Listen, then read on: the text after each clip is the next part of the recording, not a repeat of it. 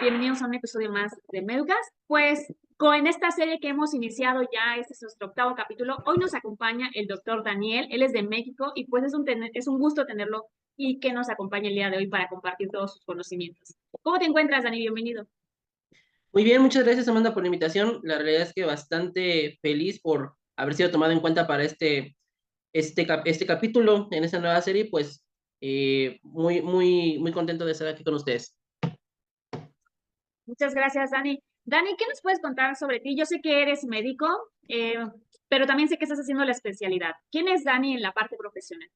Bueno, en la parte profesional, que realmente no es algo como que de lo que me gusta como hablar, soy paramédico de inicio, me formé en los 3 niveles que aquí en México es el técnico en urgencias médicas y posteriormente pues sí estudié medicina. Soy médico especialista, tengo actualmente 2 especialidades, soy anestesiólogo, soy médico especialista en medicina crítica y actualmente estoy estudiando la alta especialidad en medicina del dolor y paliativa, aquí igual en el Hospital General de México. Muchas gracias, Dani, por compartir. Pues efectivamente, creo que tu humildad es una de las cosas que te caracteriza. Sin embargo, pues es importante saber quién nos va a compartir este conocimiento el día de hoy y entender pues la trayectoria que traes. Además de que yo sé y he visto que has publicado varios artículos, lo cual siempre es importante pues comprenderlo para que podamos transmitir ese conocimiento de una forma más sólida.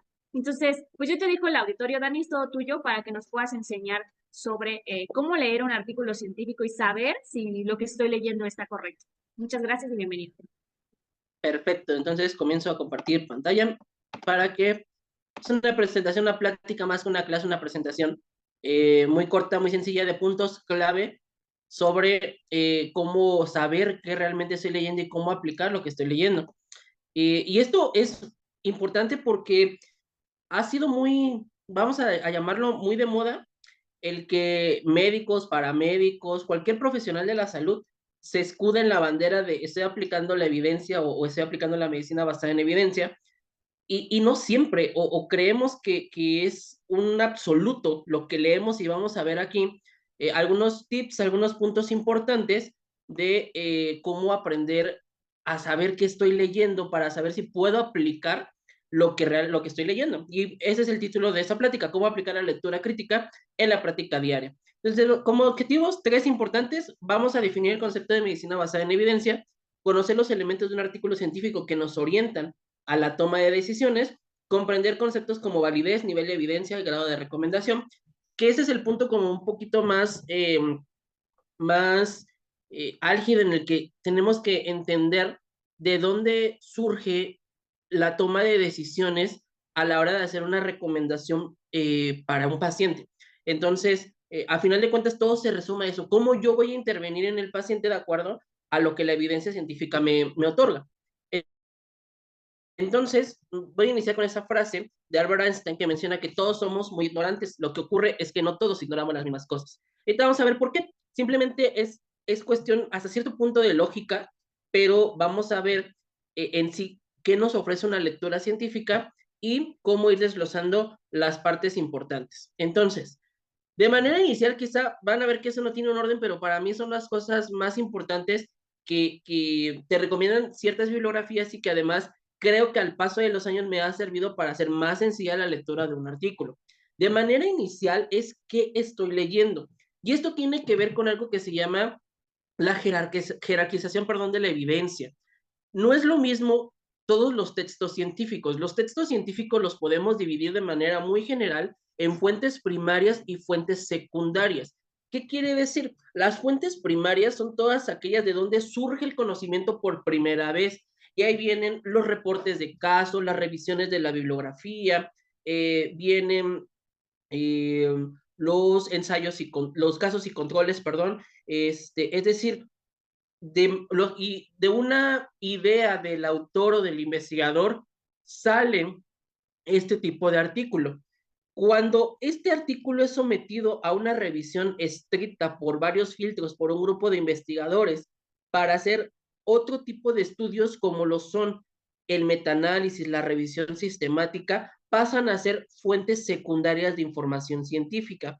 ¿Por qué? Porque ya filtraron demasiado la información información y hace que sea mucho más fino el resultado, mucho más significativo el resultado de estudios como la revisión sistemática o el metaanálisis, ¿sale? Entonces, aquí vamos a ver que no todo lo que se publica, no toda la evidencia científica es igual, ¿sale? Y vamos a ver cómo se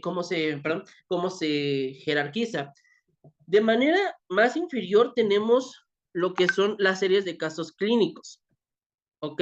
Y vamos a, por ejemplo, yo en X hospital, en X sistema prehospitalario, me llamó la atención cierto fenómeno clínico, vamos a decirlo, alguna condición clínica, algún procedimiento, algún tratamiento, y los voy a reportar. Pero realmente que se reporten este tipo de eventos es el nivel más bajo de evidencia, ¿sale? Los estudios de casos y controles, es decir, en un centro o en un sistema de emergencias, en un hospital, vamos a documentar lo diferente a lo que se considera el tratamiento estándar de oro. Por ejemplo, yo voy a tratar X patología con este medicamento, pero el estándar de oro o su tratamiento de elección es X medicamento. Pero veo que me está funcionando con el otro medicamento, voy a documentar tantos pacientes, si tuvieron efectos secundarios, efectos adversos, cómo les fue en el resultado clínico y lo voy a documentar, pero realmente todavía no estoy haciendo una evidencia sólida. ¿Por qué? Porque aquí ya vienen los estudios de cohortes, o los ensayos clínicos. Los estudios de cortes prácticamente son estudios en un lapso, en un periodo de tiempo, ¿vale? Hay cortes que podemos hacer transversales, longitudinales y compararlos, ¿vale? Los estudios clínicos no aleatorizados, es decir, el investigador dice, yo le voy a dar deliberadamente X tratamiento, X intervención, X procedimiento a un grupo de pacientes y al otro no. ¿Por qué? Porque así lo decidí, pero comienza a tener más relevancia cuando tú comienzas a intervenir en la aleatorización, es decir, yo no sé a qué paciente le tocó X o Y procedimiento, tratamiento, medicamento, y esto reduce la posibilidad de que mi resultado se deba al azar, ¿sale? Entonces, comienzan a tener un poquito de más peso los ensayos aleatorizados y cuando comienzan a estudiar estos ensayos clínicos bajo ciertos criterios rigurosos, surgen las revisiones sistemáticas. Y de las revisiones sistemáticas, cuando se hacen análisis de revisiones sistemáticas, surgen los metaanálisis y posteriormente de ahí vienen las guías de práctica clínica, etcétera, ¿vale? Entonces, si nos damos cuenta, lo primero que tenemos que saber a la hora de leer un artículo es qué estoy leyendo. ¿Por qué? Porque si yo baso la toma de decisión de mi día a día en la ambulancia, en la sala de urgencias, en la terapia intensiva, en el quirófano, de un estudio de cohortes o de una serie de casos, pues sí hay cierto problema porque no me garantiza que lo que yo estoy aplicando de inicio sea con un nivel de evidencia suficiente, ¿vale? Entonces yo creo que ese es de los primeros pasos que tenemos que darnos cuenta y regularmente si no lo dice el título del artículo, lo dice la metodología. Eso es una revisión de la literatura de tantos años en tales buscadores. Ese es un ensayo clínico aleatorizado, no aleatorizado, ciego, doble ciego, en un periodo de tiempo, ya sea transversal, longitudinal, etcétera. Cosas en las cuales ahorita no voy a describir tanto para no andarnos, porque eso es otra cosa. Entender investigación, la realidad es que es otra carrera, ¿vale? O sea, muchas veces cuando se estudia la licenciatura, después haces maestrías, o diplomados en investigación, y por ejemplo, los investigadores, pues así más chonchos, al menos en México, después de que acaban la licenciatura, hacen la maestría en ciencias médicas, que se dedican prácticamente al análisis de todos ese tipo de situaciones, y son 2 años más de estudio meramente de investigación y evidentemente este grupo de personas genera investigación. Entonces, pues quererlo así resumir en esta plática, pues únicamente es ponernos en contexto de qué se trata todo esto, no es como para que salgamos aquí con la metodología completa, ¿vale? El paso 2, que es algo que a veces ignoramos y eso sí está muy crítico, es de dónde lo estoy leyendo, ¿vale? Número uno, la revista, y algo que casi nunca tomamos en cuenta que se llama factor de impacto. Es decir, el factor de impacto de una revista es el número de citas que tiene esa revista en varias investigaciones en un año determinado. No es lo mismo, y sin demeritar que se publique, por ejemplo, y ahí también tiene algunas cosas que vamos a ver más adelante, como el conflicto de interés, por ejemplo, las publicaciones del cyber o el CEBIR, como lo quieran mencionar. El problema de que muchas veces se cuestiona la evidencia de esa revista, de las revistas de esta casa editorial, es que pagas para que se publiquen, y ahí sí hay cierto conflicto de interés, ¿vale? Pero otras revistas que tienen mayor factor de impacto, por ejemplo, un New England Journal of Medicine, un JAMA, un Nature, pues tienen un factor de impacto que nada más por el hecho de publicarse ahí, sabes que la evidencia va a ser bastante sólida, ¿vale? Y no sin demeritar, por ejemplo, si hay hay revistas de prohospital casi siempre tirando a la Escandinavia, Australia, que son los que más generan impacto en ese nivel a nivel prohospitalario. Francia, por ejemplo, también, que tienen sus revistas que tienen más factor de impacto que de este lado del charco, hay que decirlo. Incluso, por ejemplo, podemos hablar de un James o en su momento lo que era las revistas de James Ward, que no pasaban de ser portales electrónicos, sino como tal revistas series, ¿no? Entonces, ese es lo siguiente que tienes que ver, de dónde lo estoy leyendo. Y algo importante, el autor.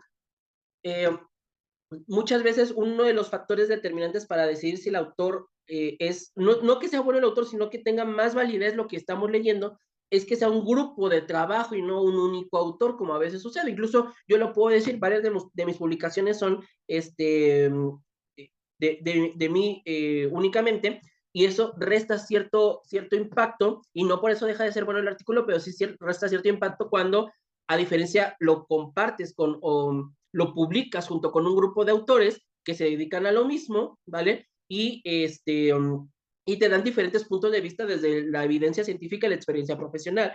Yo puedo decir al menos que el problema que tengo o que he publicado desde mi autoría sola es porque muchos de los temas que a mí me interesan no le interesan a otros investigadores, ¿no? Entonces es ahí donde se complica un poco y al menos lo que se trata es de compartir un poco de la experiencia y de la evidencia científica en temas que pocas veces se tocan, ¿vale? Otro es la fecha, y aquí vamos a tener un debate muy importante, porque muchas veces dicen, es que mientras más reciente sea el artículo, es más evidente, y error. Ahí sí hay un gran error, por ejemplo. Pero es que ya pegó el frío aquí en la Ciudad de México y ahora sí amerita el café. Por ejemplo, hace 3 años se publicó en el Intensive Care una revisión bibliográfica de el tratamiento del SDRA, para los que no estamos acostumbrados con el término del síndrome de respiratorio agudo. Y fue muy bonita esa revisión bibliográfica porque lo que trataba de hacer es cuáles son los tratamientos que realmente han funcionado a lo largo del tiempo. Y pasaron desde las maniobras de reclutamiento alveolar, desde Amato 40-40, la pronación, los estudios de los acurasis para la infusión de bloqueador neuromuscular, el prono, ¿no? Por el estudio Proceva, y a final de cuentas, lo más reciente que muchas veces, y es cuando digo, ¿no? O sea, no toda la evidencia la tenemos que analizar igual. En estos temas de la ventilación mecánica, seguramente muchos de los que están aquí en el foro habrán escuchado términos como el poder mecánico o la driving pressure o presión de conducción, pero al final de cuentas, lo único que ha demostrado aumento en la sobrevida es en el estudio de hace 24 años, que es el estudio del ARTS Network, en el que dijo, si tú ventilas a 6 mililitros por kilo de peso y titulas el PIP de acuerdo a la PIP FIO2, a la tabla que te da el ARTS Network, son las dos medidas que más, y reduces las presiones de la vía aérea a una presión plató de menos de 30, es lo que más te aumenta la sobrevida en los pacientes. Todos los demás parámetros y todas las demás metas son prometedoras, pero hasta el momento no son el estándar de atención. 24 años después, seguimos ventilando a 6 por kilo, titulando PIP, o más bien, se han buscado muchos métodos para titular PIP y no se ha encontrado uno mejor que la tabla PIP FIO2, y una presión de plató o presión meseta de menos de 30 sigue siendo el estándar de atención en el SDRA. Y muchos dicen, pero es que el artículo que salió el mes pasado es así, pero hay que revisar toda la metodología, hay que revisar si se puede generar una recomendación sólida con base en esto, eh, y evidentemente, pues sale de los estándares de decir si son una revisión sistemática, metaanálisis, etcétera, ¿vale? Y por último, algo que casi nunca vemos, que son los conflictos de intereses. Por ejemplo, todos aquí somos profesionales de la salud, todos aquí hemos escuchado eh, las metas que nos enseñaban en nuestra formación, por ejemplo, en el paciente con sepsis, choque séptico, que te decían, tan mayor de 65, una PVC entre 8 y 12, una saturación X, y todas estas metas salieron del estudio de Manuel Rivers, que Manuel Rivers es un urgenciólogo, y decía, si tú llegas a estas metas, los pacientes sobreviven más. Y hablando de sepsis, pues sí es un tema eh, pues muy importante encontrar algo que te asegure que sobrevivan más los pacientes. ¿Qué pasó? Que cuando se intentó replicar el estudio de Rivers en otras poblaciones, y ya no hablemos de poblaciones Europa versus Estados Unidos, o sea, en otros centros hospitalarios, la realidad es que no hubo una diferencia. Entonces, ya comenzando a ver cuál era el meollo del asunto, es que había ciertos conflictos de intereses en la realización de los estudios o la metodología. También otro gran meollo, por ejemplo, fue, o otro gran caso sonado, el uso de los coloides. Durante algún tiempo la reanimación en el paciente con choque séptico también se basó en coloides. ¿Cuál fue el problema? Que quien financiaba ese tipo de estudios era la farmacéutica que generaba o que producía los coloides. Entonces, muchos de esos estudios que se hicieron clásicos tuvieron que retractarse porque había conflicto de interés de por medio y eso hacía que la evidencia fuera muy cuestionable. Entonces, sí hay que tener cuidado cuando ustedes leen el artículo que te recomienda X o Y tratamiento, pero está financiado el estudio por una farmacéutica, por ejemplo, ¿no? Otro caso muy sonado, la oxicodona, ¿no? La oxicodona que hace algunos años fue el tratamiento estándar para el dolor en Estados Unidos y que te decía, según ellos, menos del 1% de los pacientes que toman oxicodona generan adicción. Y era o sea, la, el estudio que publicó esta frase tan famosa, lo toman de un estudio de muy dudosa metodología, de muy dudosa procedencia, lo plasman en el New England o en el JAMA, si ya no recuerdo, y eso lo adopta como bandera la farmacéutica para promocionar el Oxycontin, que fue la oxicodona. El resultado, ya lo sabemos, la epidemia de la dependencia de opioides en Estados Unidos, ¿vale? Y se tuvieron que retractar, ¿vale? Para la prescripción de opioides, incluso hay una guía actualmente de la CDC para la prescripción de opioides, y así podemos ir viendo cómo no toda la evidencia es realmente fidedigna, por así decirlo. Hay que ir con cuidado en lo que estamos leyendo y apenas llevamos dos pasos. Uno es qué estoy leyendo, qué tipo de estudio estoy leyendo, y otro es de dónde lo estoy leyendo, ¿sale? El tercer paso, y aquí ya es un tema mucho más complejo, es el análisis metodológico. Es decir, si estoy leyendo un ensayo clínico, uno es el diseño, es decir, que el diseño corresponda a la pregunta que quiere responder el autor. Muchas veces ustedes lo van a leer, cuando comienzan a terminar la parte de la introducción, les va a decir, el objetivo de este estudio fue demostrar tal, ¿ok?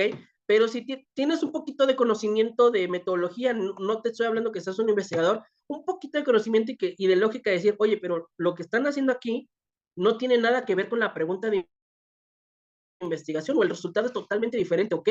Entonces es muy cuestionable la metodología del estudio. Otro es la población y muestra. ¿Por qué? Porque muchas veces los estudios no son malos, pero para que se tenga una distribución normal, hablando metodológicamente en los estudios, debe de tener al menos una población de 30 sujetos en los que se esté aplicando como tal, en lo que se estén comparando, ¿vale? Entonces, si hacen el reporte, porque muchas veces sucede, hacen el reporte de 10 pacientes, 5 pacientes, 7 pacientes, y dices, ok, no está mal el diseño, se busca responder la pregunta de investigación, pero la población es bastante dudosa para que realmente te arroje un resultado fidedigno, ¿vale?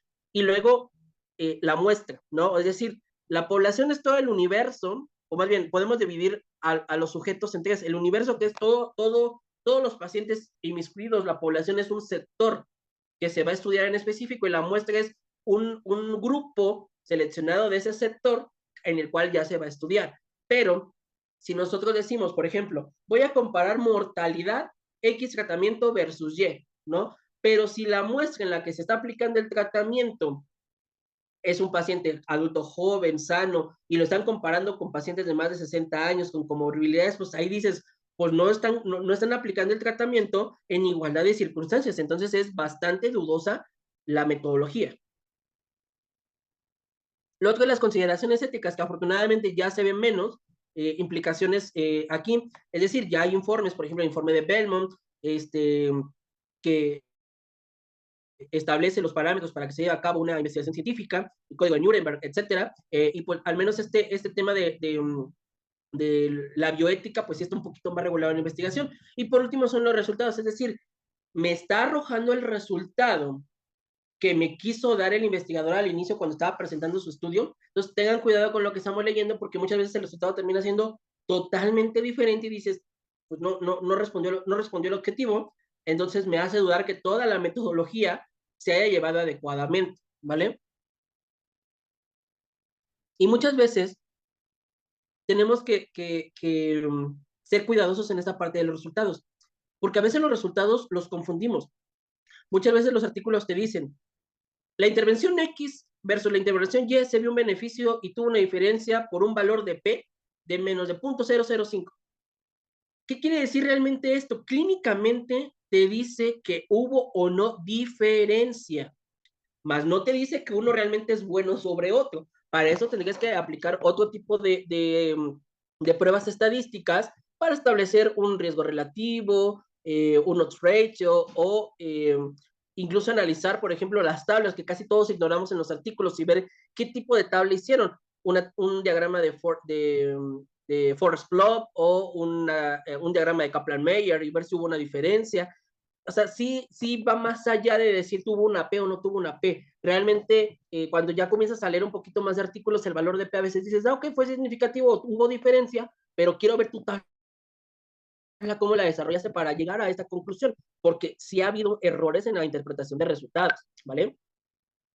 El paso 4, pues son las particularidades, y aquí es donde más me quería detener. Validez interna y validez externa, ¿qué quiere decir?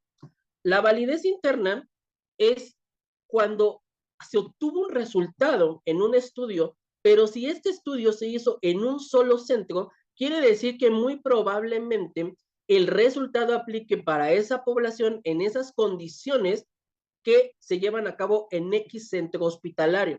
Es decir, no se puede reproducir externamente, ¿vale? La validez externa te habla de una posibilidad, si se hizo en varios centros hospitalarios, incluso en varios países o en diferentes continentes, de que el resultado tenga una similitud si lo aplico en X o Y país, en X o Y o centro, ¿vale? Entonces, muchas veces no revisamos eso. ¿Por qué?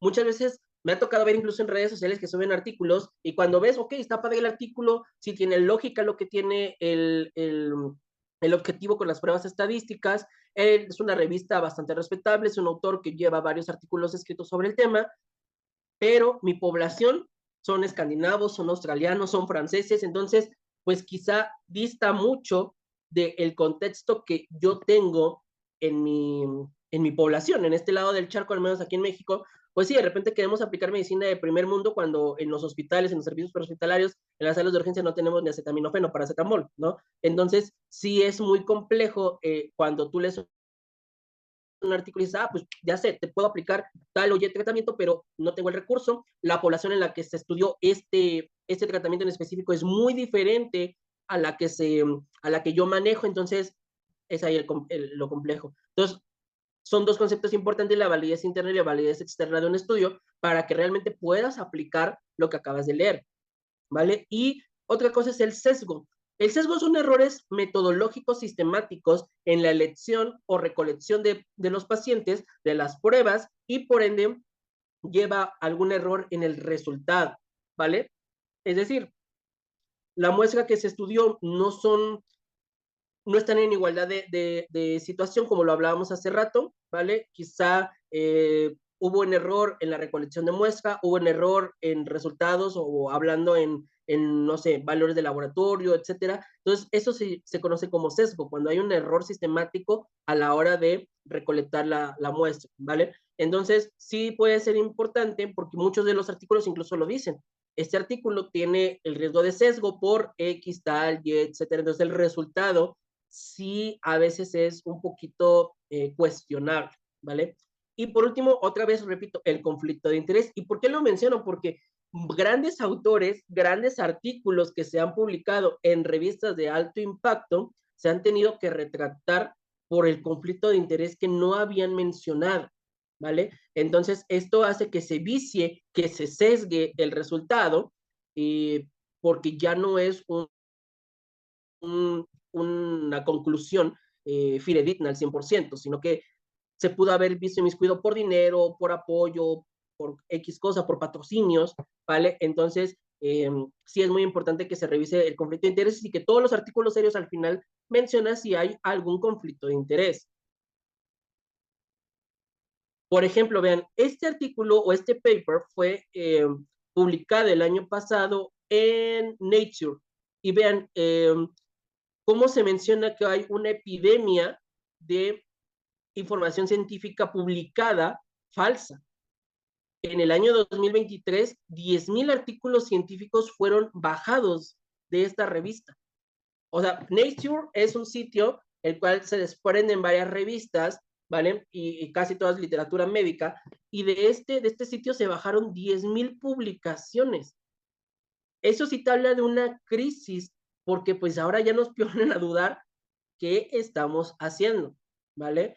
Y aunque ustedes no lo crean, también la inteligencia artificial está jugando un papel importante en esto. Por ejemplo, Bailey, que es otra biblioteca, cerró 19 revistas científicas a raíz de problemas con las llamadas fábricas de artículos, es decir, los investigadores ya no estaban investigando y todo lo generaban a partir de inteligencia artificial.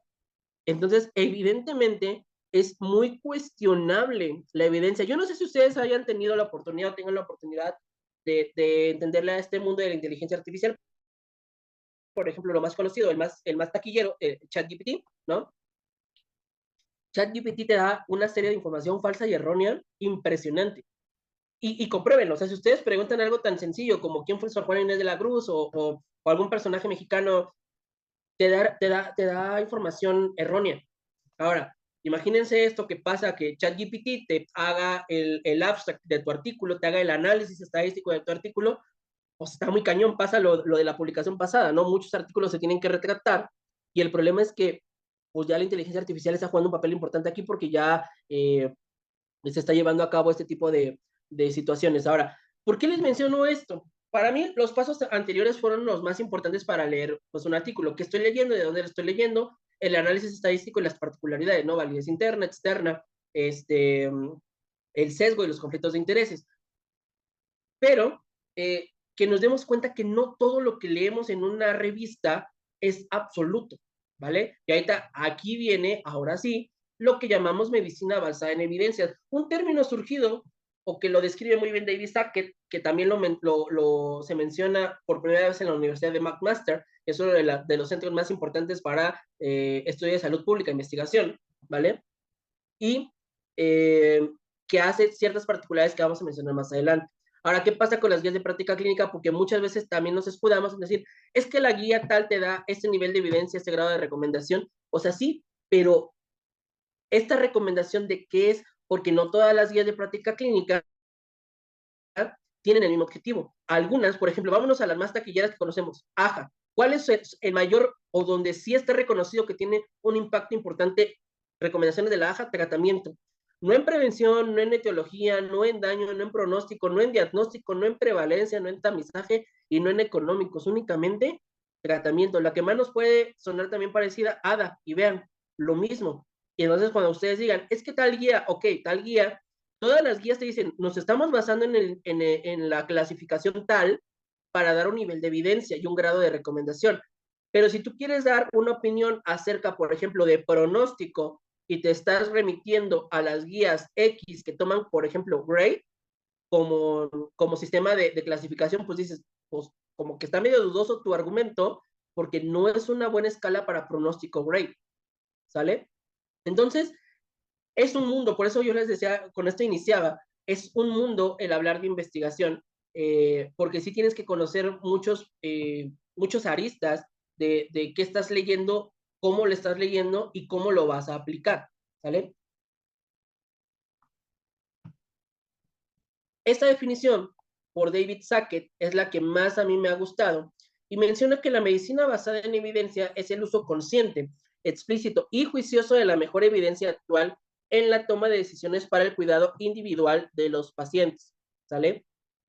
Y puntos importantes, se tiene que buscar la mejor alternativa de tratamiento no para la enfermedad, sino para el paciente, con sus características económicas, demográficas, sus valores y preferencias. Debo tomar en cuenta la mejor alternativa para ella, en particular la que permita el mejor apego y satisfaga verdaderamente sus necesidades de manera integral.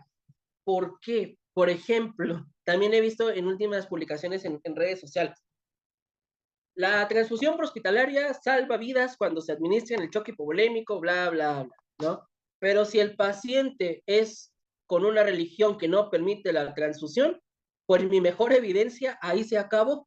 ¿Por qué? Porque si el paciente no consiente la administración de, eso es aplicar medicina basada en evidencia. No nada más es decir, el artículo que salió en tal revista de alto impacto, con un nivel de recomendación o un nivel de evidencia 1A, ¿vale? Voy a aplicar ese tratamiento. No, quizá el paciente ni lo puede costear, ni está disponible el recurso en el área donde me encuentro, o simplemente no lo acepta el paciente. Eso es realmente aplicar la medicina basada en evidencia. Y sobre todo, hay que tener un poco de experiencia del profesional.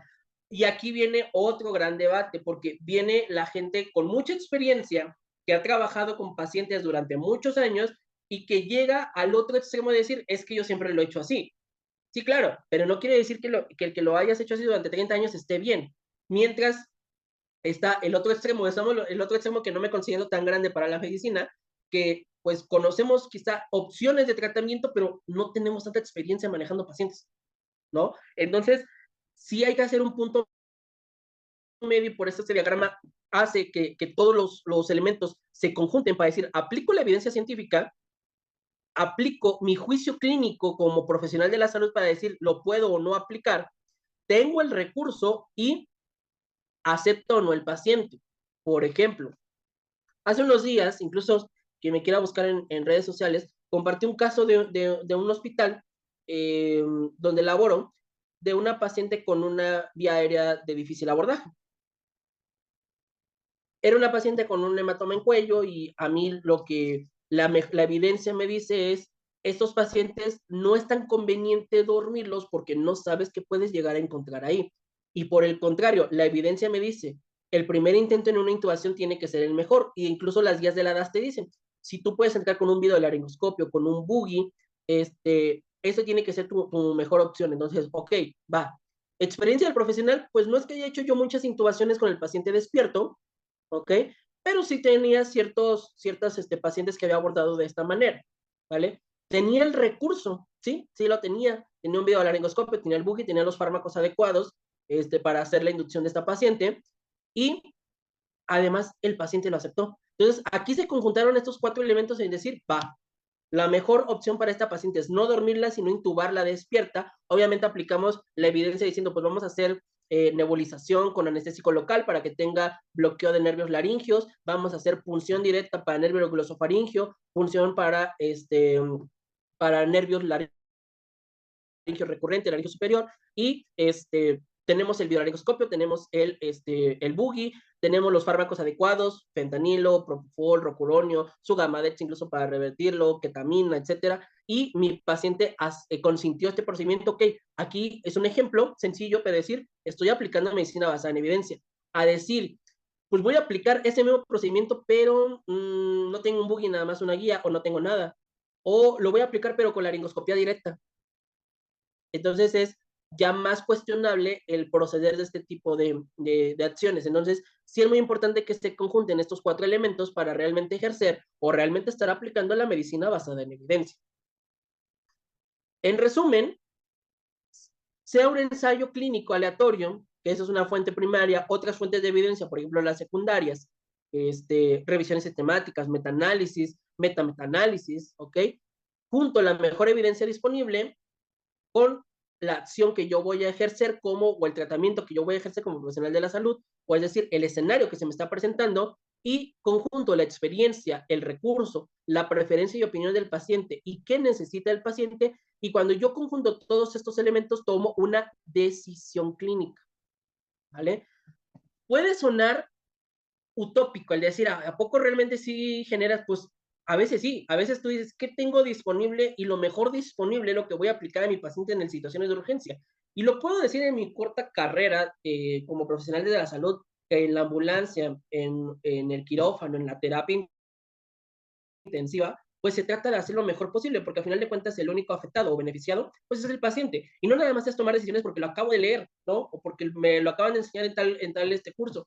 Es decir, yo ya tuve una curva de aprendizaje para realizar el procedimiento, yo conozco realmente la técnica de este procedimiento, yo tengo el recurso disponible, el paciente acepta lo que yo le estoy proponiendo hacer, ok, entonces ya cuando conjunto esos elementos, pues puedo decidir, va, tomo la decisión de hacerlo o incluso de no hacerlo, ¿sale? Entonces, como conclusiones de esa práctica, ejercer la profesión bajo medicina basada en evidencia no solo es aplicar lo leído actualmente, ¿vale? Se debe tener un amplio criterio de recursos, nivel de evidencia, grado de recomendación y preferencia del paciente para actuar bajo medicina basada en evidencia. Y es importante recordar que la experiencia profesional juega un rol fundamental a la hora de tomar decisiones clínicas, ¿vale? Y la experiencia no hablo de la experiencia con años laborados, sino experiencia realmente con pacientes para hacer este X o Y procedimiento, experiencia con dispositivos, ¿no? Porque muchas veces, por ejemplo, nosotros queremos decir, pues voy a intubar al paciente en la ambulancia, pero si en la vida he intubado a un paciente, ¿por qué me voy a animar a hacerlo en una situación crítica, ¿no? O voy a aplicar un acceso intraóseo. Ok, ¿cuántas veces lo has hecho? ¿Cuántas veces lo hiciste con supervisión? Etcétera. O lo que está muy en boga, ¿no? Voy a tomar una decisión con base en una imagen de ultrasonografía en el punto de atención. Ok, todas las imágenes ultrasonográficas o todos los estudios ultrasonográficos tienen una curva de aprendizaje para considerarte competente. ¿Cuántas has hecho bajo supervisión de un experto para que tú digas, voy a descomprimir, voy a hacer una pericardiocentesis, el paciente tiene esto con base en lo que yo estoy observando? Entonces, sí hay que tomar muy en cuenta la experiencia porque, repito, nos envolvemos en esta bandera de estoy actuando en medicina basada en evidencia, pero no conozco todas las aristas o incluso de donde me estoy basando es una fuente de dudosa procedencia, que ya vimos cuáles son los pasos para determinar si es un artículo o si es una fuente de información confiable o no confiable, ¿sale? Entonces, pues yo espero que les haya gustado, es una plática corta, es una plática que solo quiero que se lleven el mensaje de que no toda la evidencia es absoluta, no todo lo que leemos es verídico al 100%, hay que cuestionarlo, hay que buscar más información aparte de la que estamos leyendo y que nos nazca un poquito más la curiosidad por aprender un poquito más de metodología de investigación, porque a final de cuentas estamos tratando pacientes y tomar decisiones, porque así me lo enseñaron en mi formación, pues sí resta mucho al impacto que puedas llegar a tener en tu paciente positivamente. Por el contrario, puedes llegar a generar algún daño y recordemos que de manera inicial, siempre que tratamos pacientes, el principio siempre será no hacer daño, ¿vale? Entonces, pues yo con eso me despido. Espero que les haya servido, les haya gustado y pues quedo atento a dudas y o preguntas.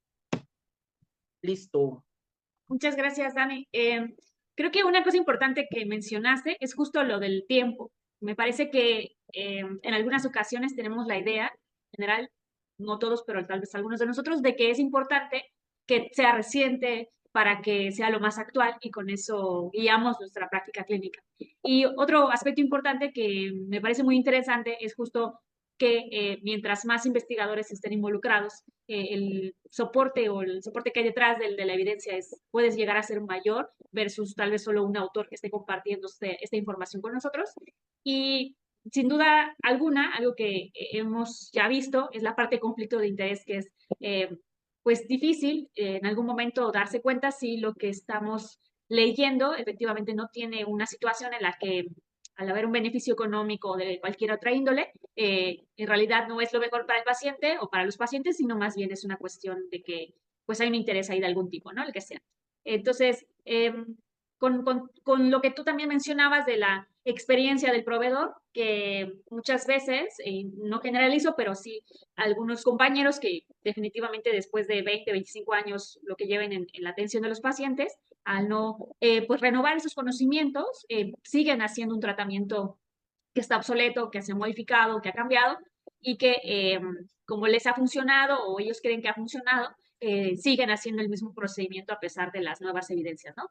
Entonces, todo eso me parece que nos guía en la práctica y nos permite entender bien cuando estemos leyendo el artículo qué tanto soporte o qué tanta evidencia tiene, qué tan alto o bajo es para tomar la decisión con nuestros pacientes. Y definitivamente lo que yo rescato de la información que nos diste es el hecho de que pues no tratamos como un número en grande a los pacientes, o sea, no es como a todos les hacemos exactamente lo mismo siempre, porque va a variar con base a sus creencias, que me parece muy acertado lo que mencionaste de sus creencias, o sencillamente que lo que probablemente aplica para un australiano, en México tal vez la condición de la genética y demás del paciente mexicano, pues no va a aplicar de la misma manera. Así que muchas gracias a nombre de Meucas y de todos los que te estamos escuchando. Si tenemos comentarios o dudas, como siempre lo he dicho, hay temas que pudiesen presentar una diferencia de pensamiento o incluso un diálogo abierto y pues son bienvenidos. Lo vamos a estar compartiendo para, pues ya sea en una reunión o en una conversación abierta, poder dialogar sobre esto. Entonces, te agradezco mucho tu tiempo, Dani, y pues ha sido un placer escucharte el día de hoy.